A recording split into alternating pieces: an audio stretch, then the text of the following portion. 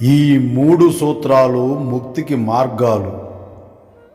ప్రతి ఒక్కరి జీవితంలోనూ ఎన్నో రకములైనటువంటి ఒడిదుడుకులు, ఆటుపాట్లు, ఆనంద సమయాలు, సుఖదుఖాలు అనేవి సర్వసాధారణం. మరీ ప్రత్యేకంగా మన యొక్క జీవనం గురించి మనం తెలుసుకుంటే ప్రతి ఒక్క చర్యకు ప్రతిచర్య ఉన్నది. అలానే మానవుని వయస్సులో 4 దశలుగా విభజించినారు. అవి బాల్యం, యవ్వనం, కౌమార్యం, వృద్ధాప్యం. బాల్యం అనేది సాధారణంగా మనం ఏం చేస్తున్నామో, ఏం చెయ్యాలో తెలియనితనం. ప్రతి ఒక్క పనికి మనకు మరొకరి సహాయం కావాలి. యవ్వనములో మనకు అన్నీ తెలుసన్న భావం, కానీ ఎలా ఉండాలి అని అనుభవం ఉండదు.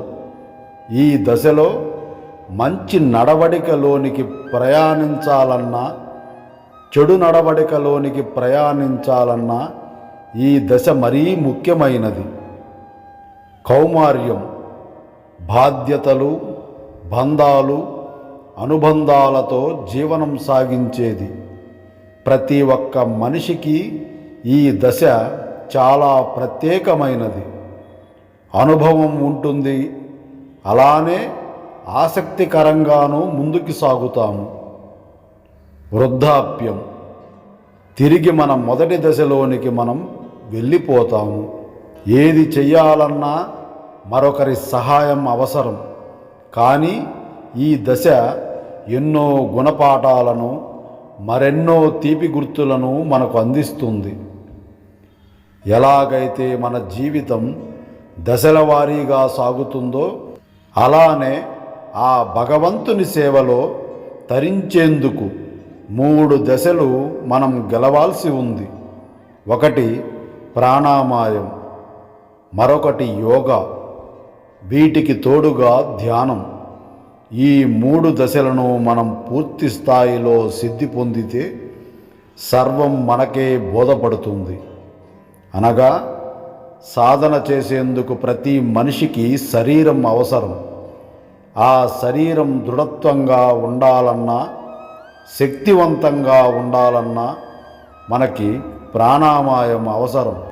దీనితో యోగా ఆసనాలతో మన శరీరమును దృఢత్వం గావించుకుంటే ధ్యానమునకు మన శరీరం సంపూర్ణంగా సహకరిస్తుంది. అప్పుడు మన శరీరము ధ్యాన శక్తిని స్వీకరించగలిగే శక్తిని పొందుతుంది. ఈ మూడిటిలో మనం సంపూర్ణంగా త్రికరణ శుద్ధితో ముందుకు సాగితే సర్వవ్యాపితుడైన ఈ సమస్త లోకములను శాసిస్తున్న విశ్వ చైతన్య శక్తిని మనం పొందగలం. శాశ్వతమైన మార్గమును మనం తెలుసుకోగలం. ఎలాగైతే విత్తు నాటితే వరి పండుతుందా? వరి విత్తు నాటిన తరువాత దున్ని, దుక్కి, సాగు చేసి, సమపాలనలో నీరు నింపి, సమపాలనలో ఎరువును అందించిన నాడు మనం వరిని కోసుకోగలం. అలానే సరి అయిన గురువుల సాంగత్యము మన జన్మ ధన్యము. శ్రీ గురుభ్యో నమః.